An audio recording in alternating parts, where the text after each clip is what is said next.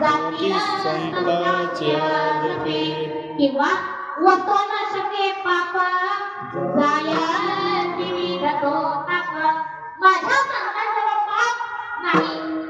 उदाहरण द्यायचं झालं तर ऐका.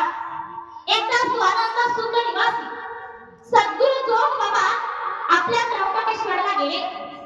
कुशल नदीचं पवित्र स्नान केलं आणि स्नान केल्यानंतर जेव्हा ते बाहेर आले, पहिल्यांदा ऐका, बाहेर आल्यानंतर त्या ठिकाणी काही ब्राह्मण मंडळी होती.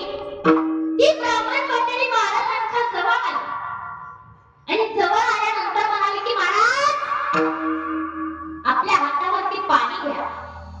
काय? आपल्या हातावरती पाणी घ्या आणि आम्ही जे म्हणतो ते आमच्या पाठीमागे म्हणा. ती ब्राह्मण मंडळी सांगू लागली पापोहम पाप कर्माहारम पापात्मा पाप संभवः. काय म्हणू लागली? हातावरती पाणी घ्या आणि याचा अर्थ सांगते.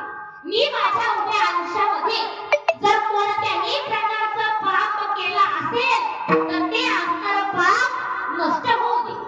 पण जो बाबा म्हणले की अरे मी माझ्या हातावर पाणी सुद्धा घेणार नाही आणि तसं म्हणणार सुद्धा नाही. का बरं?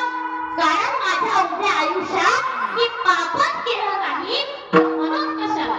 मग विचार करा, माझ्या संतांजवळ पाप नाही. विठ्ठल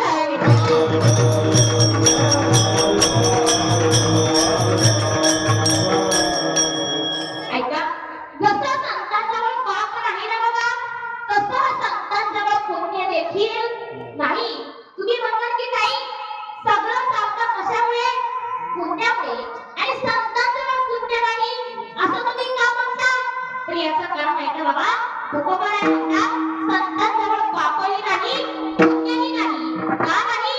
तर महाराज म्हणतात तुका